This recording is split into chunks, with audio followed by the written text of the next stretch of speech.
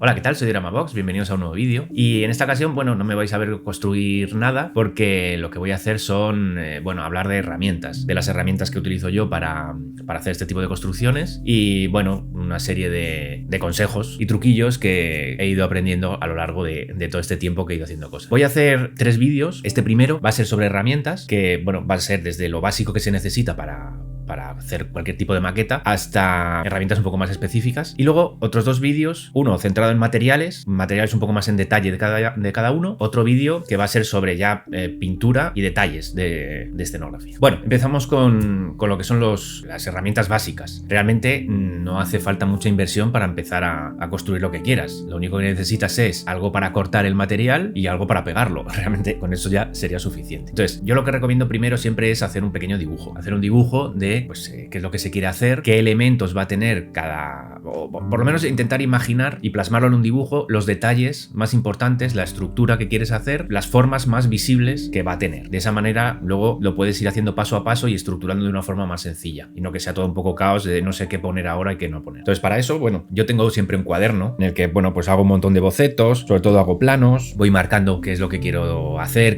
cómo lo voy a dibujar. Al hacer estos dibujos, al final vas haciendo un poco un estudio de qué es lo que quieres, vas viendo si funciona o no funciona, qué puedes cambiar, si hace falta más elementos, si queda a lo mejor como muy simple o necesitas más cosas, cómo se relaciona, digamos, a lo mejor una casa con un jardín, pues cómo va quedando. Entonces, de primera lo importante es hacer un dibujo. Creo que es bastante necesario. Como sabéis, yo el material que utilizo es el poliestireno extruido. Hay 2 tipos de poliestireno, extruido y expandido. El expandido es el típico corcho blanco, el que al rasgar salen bolitas blancas. Ese no lo utilizo a no ser que sea para rellenar zonas que no se van a ver, porque trabajar con él es un poco complicado. Pero yo utilizo el poliestireno extruido, que es el que es macizo. Hay muchas variedades de diferentes colores. Cada color lo que viene a representar un poco es la densidad que tiene y sobre todo la resistencia a la deformación. Cuando tú lo aprietas, cómo de flexible es y cómo vuelve otra vez ese material a la posición en la que tenía originalmente. Entonces, en el caso que nos atañe aquí, cuanto menos flexibilidad tenga, mejor, porque de esa manera vas a poder marcar cualquier tipo de dibujo y se va a quedar. No va, digamos,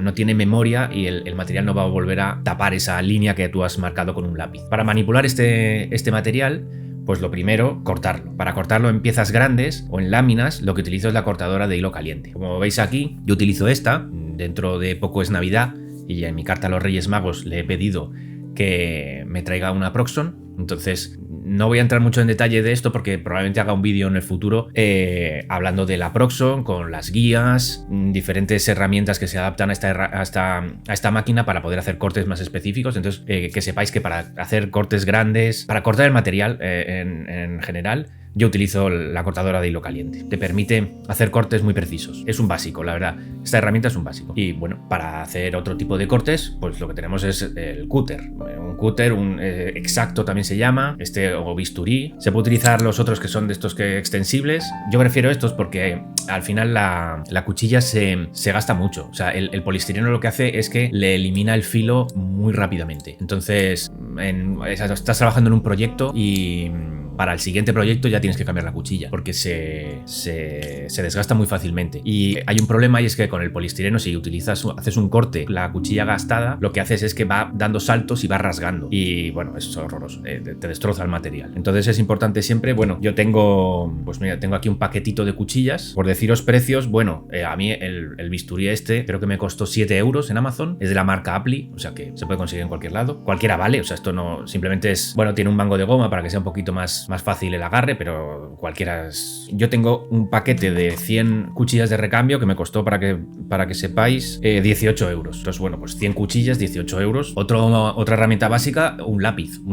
Bueno, yo utilizo un portaminas, pero un lápiz o un boli. También utilizo un boli con la punta. ¿Con esto qué vamos a hacer? Pues vamos a dibujar en el poliestireno ladrillos, ventanas, lo que sea. Vamos a marcar con un lápiz con la punta muy afilada o del portaminas. Lo que hacemos es una hendidura como mucho más incisiva, digamos, y con el boli o un lápiz con la punta más gastada, lo que haremos es una incisión un poquito más suavizada. Y sobre todo con el boli, lo que me gusta con el boli es que corre más. Es más sencillo de hacer una una línea, porque, bueno, como el boli tiene una bolita, pues como que eso facilita el que no se trabe, digamos, la línea y puedas hacer algo como mucho más estable, más suavizado. Entonces, lápiz o boli o portaminas, lo que sea. Esto es sí o sí. Y luego una regla, evidentemente. Yo tengo varias reglas, bueno, esta y esta, que son la misma pero de diferente tamaño.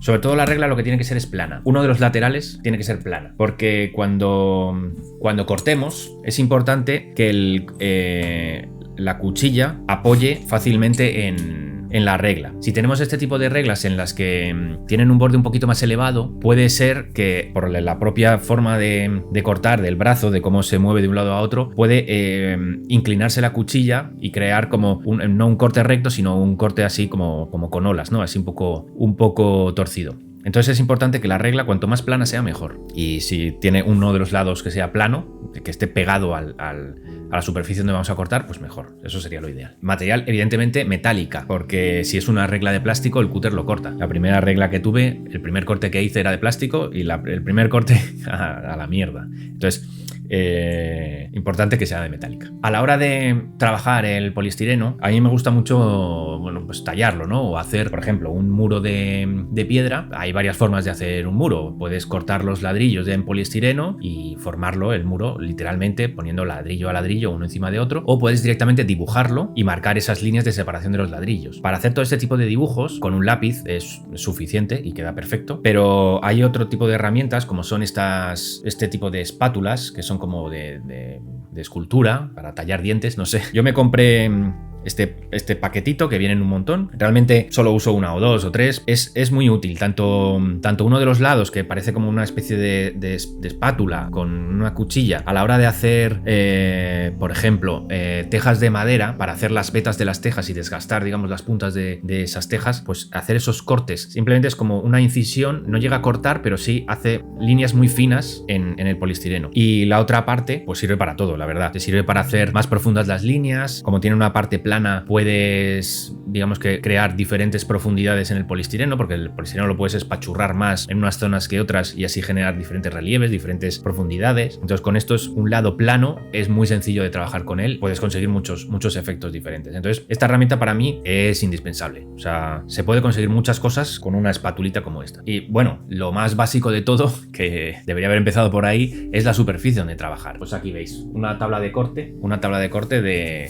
da igual el tamaño. El tamaño es realmente el que se necesite para estar cómodo para trabajar con él. Yo tenía una que era más pequeña, era tamaño DIN A4 y era súper cómoda. Cuando quieres hacer cortes o tienes un material un poco más grande, pues necesitas una plancha de corte un poquito más grande. Pero al final la plancha de corte lo único que te hace es de protección. Es una superficie dura, plana, sobre todo que tiene que ser plana, y puedes cortar sin ningún tipo de miedo sobre ella, que no vas a dañar absolutamente nada. Entonces la tabla de corte es, no sé el precio que tiene, pero vamos, yo esto lo compro en un bazar y no sé si llega a €1, o sea que el precio es ridículo. A la hora de hacer construcciones a escala, pues la escala es importante. Entonces, tener controlada cómo funciona la escala, cómo medir bien, pues es muy importante, porque muchas veces se puede llegar a hacer un edificio que cuando luego lo pones en mesa no tiene nada que ver con el tamaño de las miniaturas, por ejemplo. Puedes tener una puerta que es pequeña y no cabe en una miniatura, o lo contrario, que creo que es peor, que son casas totalmente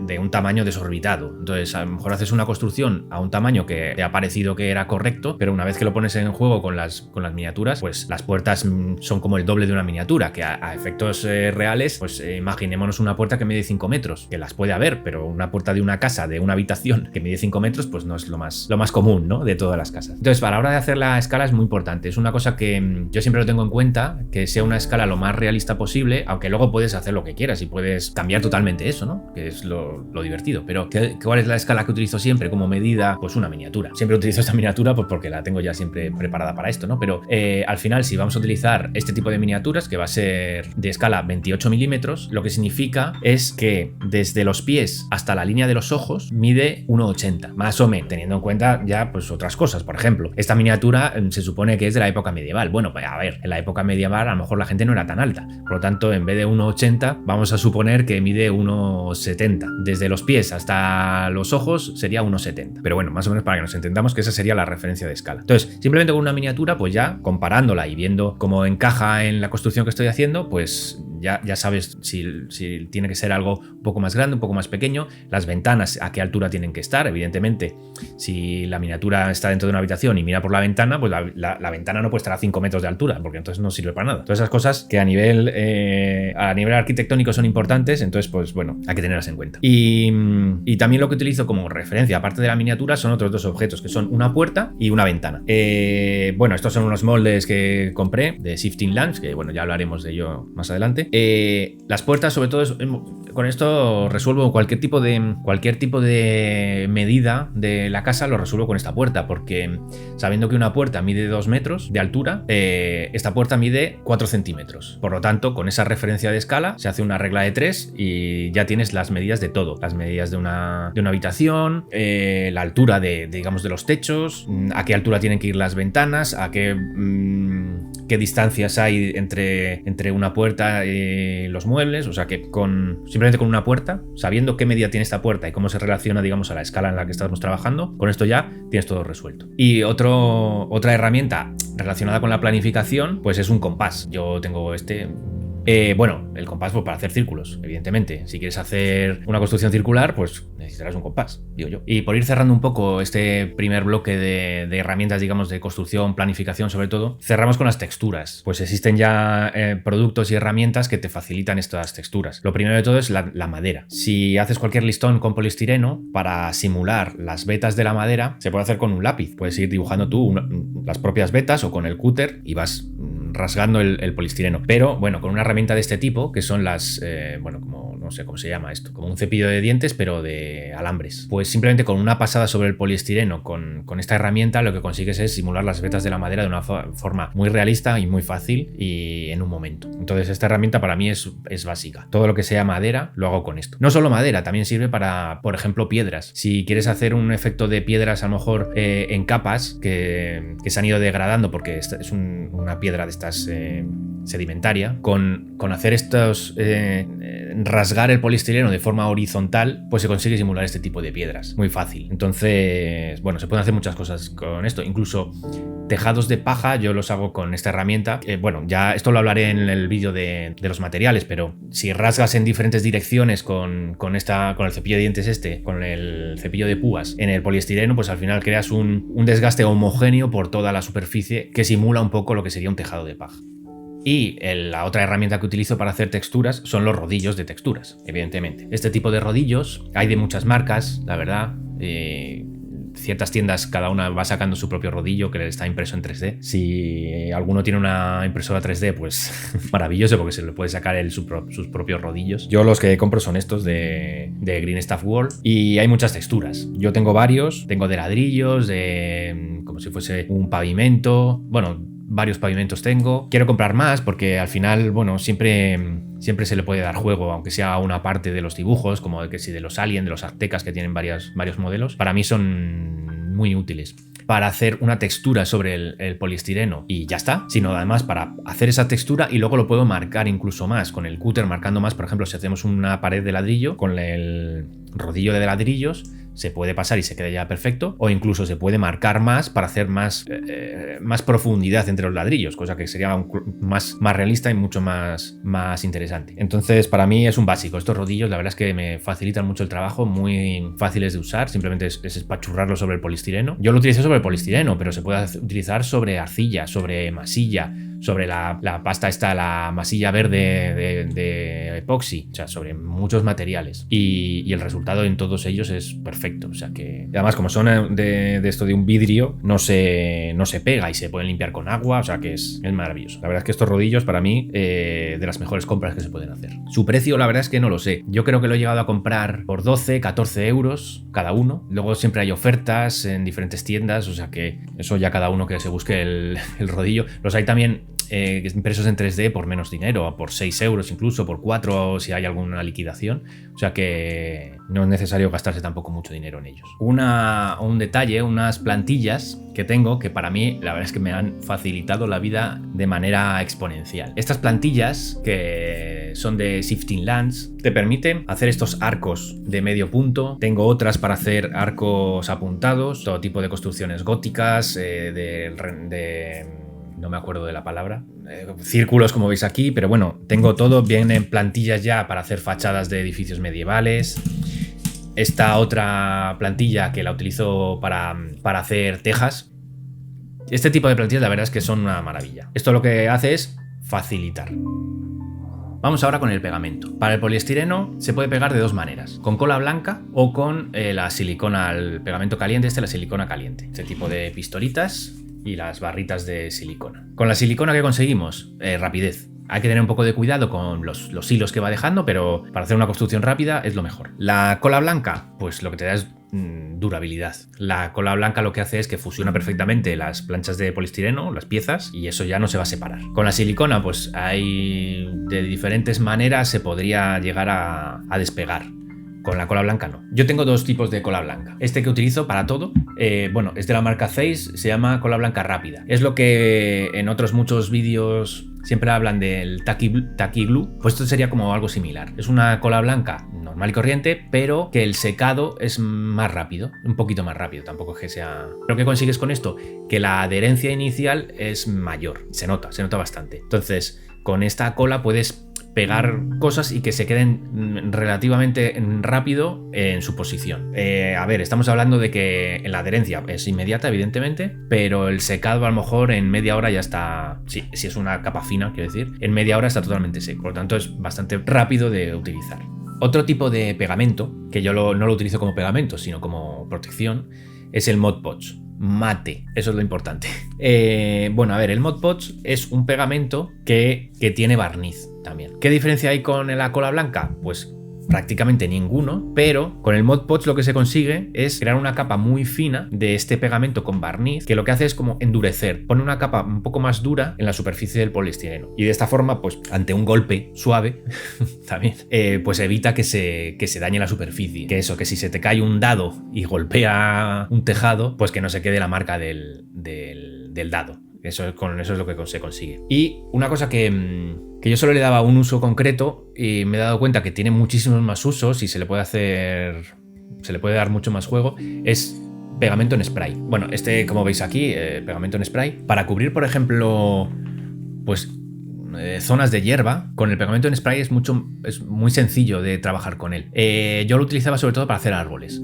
Echas el spray sobre las ramas y luego vas espolvoreando lo que serían las hojas, ¿no? Hechas de espuma o como sea, ¿no? También sirve para sellar. O sea, una vez que tienes, por ejemplo, hecho el árbol, puedes espolvorear el pegamento, dejar que seque bien y ese color amarillento, digamos, del pegamento cuando lo echas se va después. Y de esa forma creas como una capa protectora para que no se suelte después a la larga ningún tipo de hoja. Y bueno, pues nada más. Tengo muchas más herramientas, pero son más específicas de pintura y de lo que es sobre todo de vegetación. De cómo poner más detalles, moldes, lo que son ya los detalles y la vegetación. Haré un vídeo específico explicando todo eso con bastante detalle y otro vídeo de pintura. De, qué pinturas uso, técnicas de pintura, sin entrar un poco, tampoco voy a hacer aquí un curso, pero algunos detalles y sobre todo algunas cosas a tener en cuenta que yo he ido aprendiendo y que creo que serán bastante útiles. Así que,